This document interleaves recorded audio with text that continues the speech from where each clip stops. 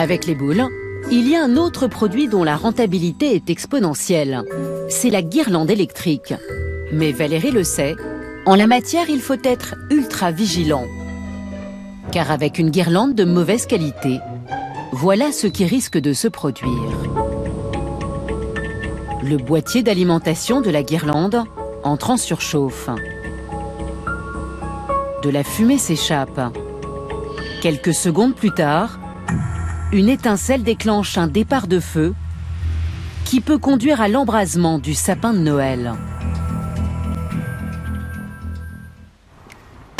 Alors pour éviter cela, il y a une norme obligatoire qui prouve que la guirlande offre toutes les garanties de sécurité.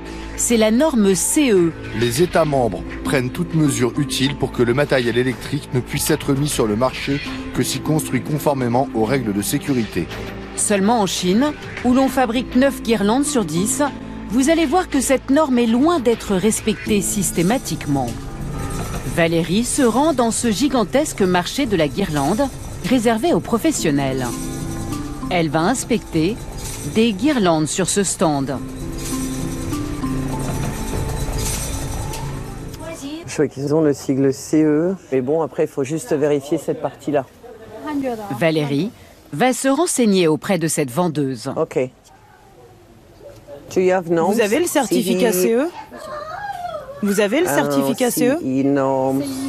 Non, non, je ne les ai pas. C'est bien marqué CE sur le secteur, mais elle vient de me confirmer qu'ils n'avaient pas les normes. Comment ça se fait? C'est-à-dire qu'ils ont imprimé en fait sur les boîtiers qu'il y avait le CE et les autres normes, et finalement ils les ont pas. Normalement, ce fabricant devrait avoir un certificat de norme CE comme celui-ci, qui prouverait qu'ils ont testé leur guirlande en laboratoire. Ce test coûte près de 4 000 €. Et certains, pour ne pas payer la note, apposent le sigle CE sur leurs marchandises sans même les avoir testées. Alors ces guirlandes peuvent-elles quand même se retrouver dans les rayons des magasins français? Moi, concrètement, je ne les importerai pas. Mais vous pensez que certains importateurs français oui. les importeraient quand même? Oui, bien sûr, je pense. Le marché de Noël étant un marché tellement florissant et tellement important en Europe et en France, je pense que bien sûr, certaines personnes mal intentionnées, pour générer un peu plus d'argent, donc importent des guirlandes avec des faux certificats et des boîtiers des faux boîtiers. Selon la dernière étude de la répression des fraudes, 16% des guirlandes électriques seraient non conformes et dangereuses.